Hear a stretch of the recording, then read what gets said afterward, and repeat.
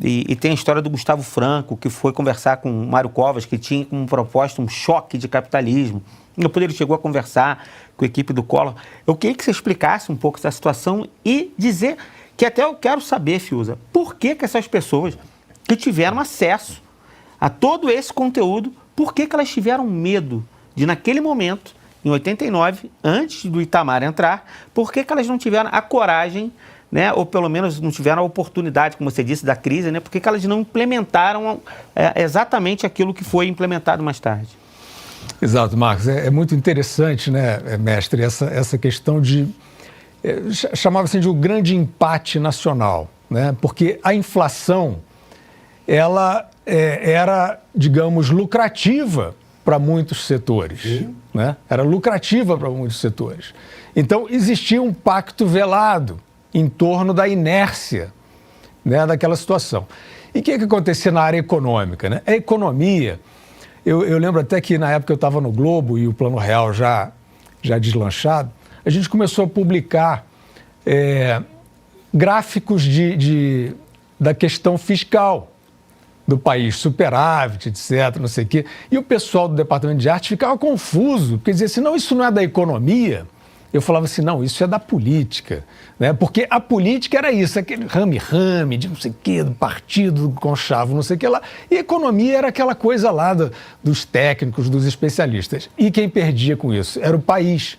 Porque você tinha uma referência à direita, Delfim Neto, aquele que escrevia as cartas que o FMI sabia que não eram para ser cumpridas, né? À esquerda, Maria da Conceição Tavares, né? Uma economista importante e emocional, ali do plano cruzado, etc. e tal. E o país, de alguma maneira, patinava nesse empate, né? Então, quando vinham ideias, por exemplo, da questão fiscal, isso era palavrão. Ajuste fiscal era um negócio assim que se você pronunciasse, você já estava fora do jogo, que significava isso. Não, esses aí, que nem um discurso atualíssimo, né? Discurso atual. O Lula dizia que era uma fraude o Plano Real. Exato. Era uma fraude. E o Lula e o Serra, que era aliado. Né? Então, era isso, gasto corrente é vida, né? Já foi dito aí também, etc. e tal. E aquelas ideias, por exemplo, quando chegaram ao doutor Ulisses Guimarães, ao próprio Mário Covas, que depois foi até importante no apoio político ao Plano Real, eles não entendiam aquilo, eles não entendiam a efetividade daquilo.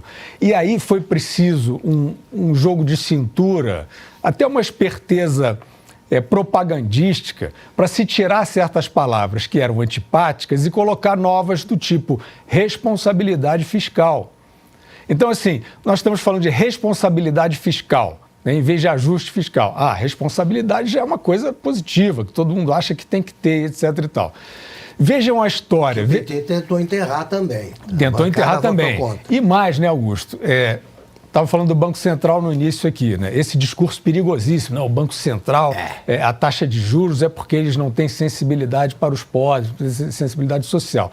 Veja, esse discurso quase colocou tudo a perder a partir de 2010 e rendeu ao país a interferência no Banco Central, a interferência, a redução da taxa de juros no grito, como nós chegamos a ver no país ali em 2014, 2015, né? Isso aí levou o país à maior recessão da sua história. É isso aí. E o que é isso? É justamente você retirar da instituição a ocupação técnica que o político tem que defender. O político tem que defender a ocupação técnica da instituição. Não tem conversinha, não tem gato-mestre, não tem trazer aquele acadêmico ou aquele cara da fala bacana, o filósofo de não sei aonde. Tem que ser o técnico que sabe fazer e que segue os princípios corretos. Ali na política monetária, o que aconteceu? Nesse discursinho, não sei o quê, o Banco Central é injusto, o Banco Central é elitista, não entram pobres lá, etc. Acabou que a taxa de juros passou a ser definida no grito, o risco país disparou e o Brasil, na época do impeachment da Dilma Rousseff, chegou à maior recessão da sua história. Eu só queria fazer uma ressalva sobre essa questão das escolhas políticas, né? e até importantíssimo para que se entenda qual é o nosso trabalho com essa série. É claro que aparece Fernando Henrique Cardoso, que era o ministro da Fazenda, é claro que aparecem aí economistas, talvez, de alguma maneira, associados ao PSDB, mas isso é só uma circunstância. Isso não é uma escolha nossa, partidária nem ideológica. Nós temos algumas ressalvas para fazer, para quem está preocupado com isso. Já falamos exaustivamente em entrevistas, etc., o papel que o ex-presidente Fernando Henrique passou a fazer na política posteriormente a esse período. Um papel nocivo, um papel de desestabilização. Mesmo no período pós-PT, em que havia no governo Michel Temer essa agenda de responsabilidade fiscal novamente voltando à tona, o Fernando Henrique pediu a renúncia do presidente Temer, embalado ali naquele cerco que foi feito, tentativa de virada de mesa, né? Vamos falar claramente. Então, essa abordagem que nós estamos trazendo não é um negócio de herói de estimação, não é um negócio de ideologia do coração, não tem nada a ver com isso. Nada a ver. A gente está pegando um período histórico em que houve pragmatismo, que as coisas deram certo, e estamos dizendo o seguinte: esqueçam as pessoas. Esqueçam, quer dizer, não totalmente, mas eu digo, na hora de você ver o que realmente dá certo, o Brasil que dá certo, você tem que ver o que foi feito. Porque o fulano que fez aquilo ali, eventualmente depois, ele derrapou, como vários desses derraparam.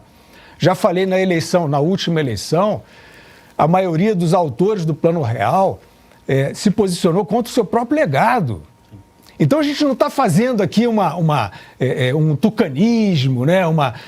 Não estamos trazendo aí os heróis de uma certa, né, da direita, da esquerda, do centro, do não sei o quê, do foro de não sei o que lá. A gente está falando sobre a administração pública e a gente está falando de um momento em que a política,